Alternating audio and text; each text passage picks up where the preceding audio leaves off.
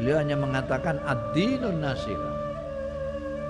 Agama itu prinsipnya adalah berbuat baik, melakukan kebaikan. Kepada siapa?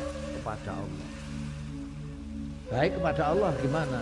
Ya semua perintahnya Allah dilakukan, semua larangannya Allah dihindari. Itu namanya berlaku baik kepada Allah, nasihat. Kepada siapa lagi? Ke kitabnya. Kitabnya jangan hanya untuk pajangan di rak buku.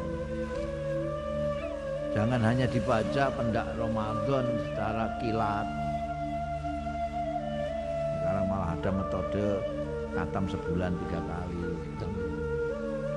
Itu memperlakukan kitab Allah tidak sebagaimana mestinya, tidak nasihat itu. Nah yang benar bagaimana?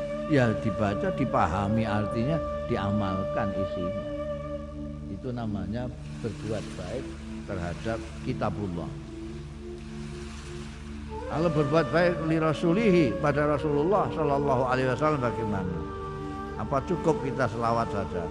Tidak cukup. Kalau mau berbuat baik benar mbak Rasul, dicontoh perilakunya semua semampu kita. Apa yang kita bisa mampu lakukan? Banyak sekali kok. Contoh-contohnya Kanjeng Rasul sallallahu alaihi wasallam yang baik. Jadi kita bisa, misalnya kita jadi pedagang, bisa niru Kanjeng Nabi kejujurannya. Nanti kita lihat kalau kita dagang menurut perilaku Kanjeng Nabi jujur, lihat nanti daganganmu akan waris, akan barokah. Kalau kamu jadi pemimpin, kamu harus amanah. Kamu harus ngayomi yang kamu pimpin seperti Kanjeng Rasul sallallahu alaihi wasallam.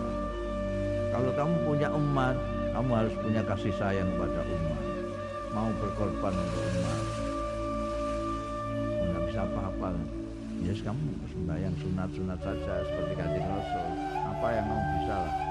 Kanjeng Nabi itu kalau buka salat minimal 2 rakaat. Ya, kamu jadi banyak hal itu yang namanya nasihat kepada Rasulullah SAW. Kepada pemimpin-pemimpin, pada pemimpinnya kita ikuti semua yang diperintahkan, apa yang disuruh, selama tidak bertentangan dengan Al-Khaliq. Nah kalau bertentangan kita ingatkan. Jadi kita nasihat kepada imam itu kalau benar kita ikuti, kalau ada kekeliruan kita benarkan, kita ingatkan. Sayangnya sekarang ini kan tidak seperti dulu juga.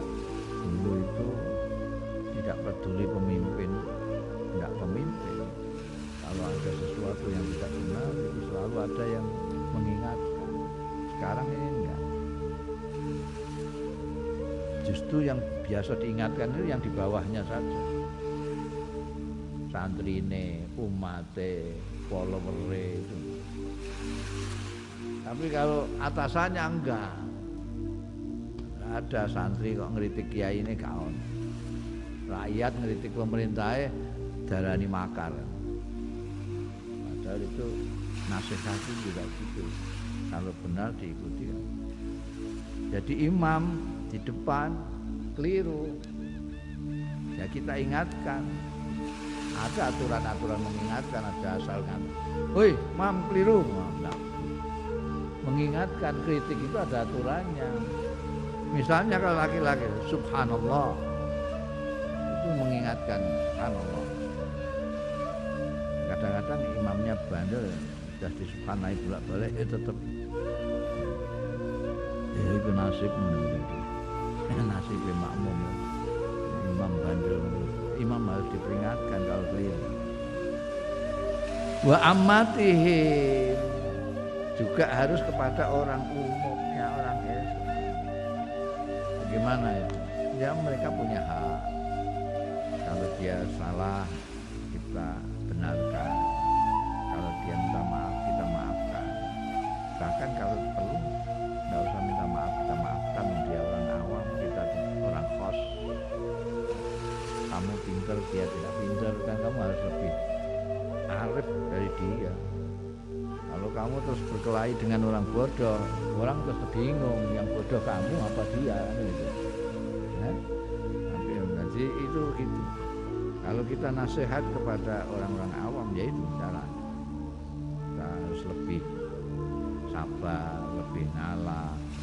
Kanjeng Nabi Muhammad SAW itu ketika jadi pemimpin didhawuhi karo Gusti Allah Ta'ala, diberi rahmat oleh Allah Subhanahu Wa Ta'ala, maka beliau itu lembut kepada umatnya. Fabima rahmatin minallah lintalah.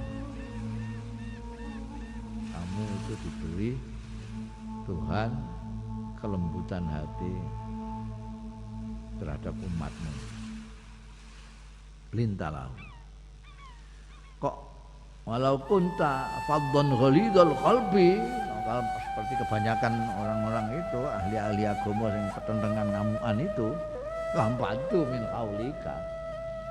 Mesti nggak punya anggota, kamu lari semua. Jadi harus lembut. Untuk menjadi lembut, minta rahmati Gusti Allah. Kalau sudah menjadi pemimpin, sudah dibekali kelembutan hati oleh Allah Subhanahu Wa Ta'ala, itu fa'fu anhum wastaghfirlahum. Kalau jadi pemimpin salah terus nabok, itu bukan pemimpin yang baik. Salah ya dimaafkan.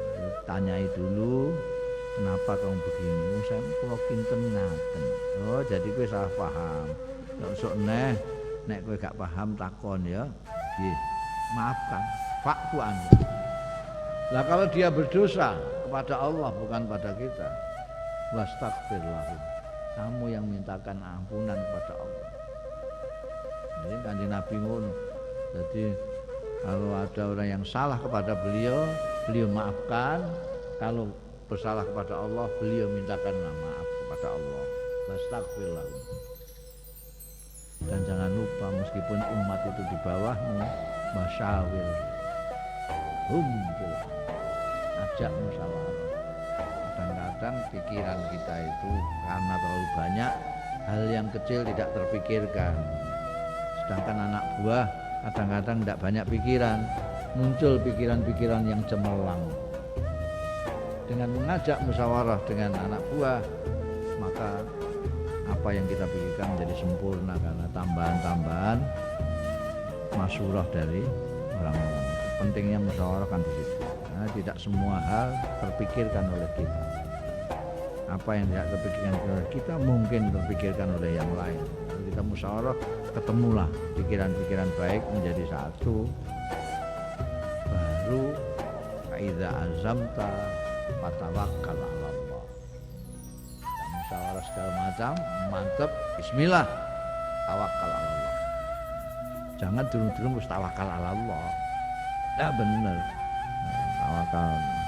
Tawakal itu setelah ikhtiar, setelah musyawarah dan sebagainya. Makanya dulu ada yang bertanya kepada Kanjeng Rasul Shallallahu Alaihi Wasallam soal tawakal ini. Kanjeng Rasul, ini untuk saya lepas saja, saya tawakal atau bagaimana ini? Rasulullah menjawab, ikil wa tawakal. Cancang baru tawakal. Bukan kok terus sepeda motor kamu biarkan terus kamu tawakal. Memangnya Gusti Allah penunggu sepedamu. Kunci dulu sepeda itu baru tawakal.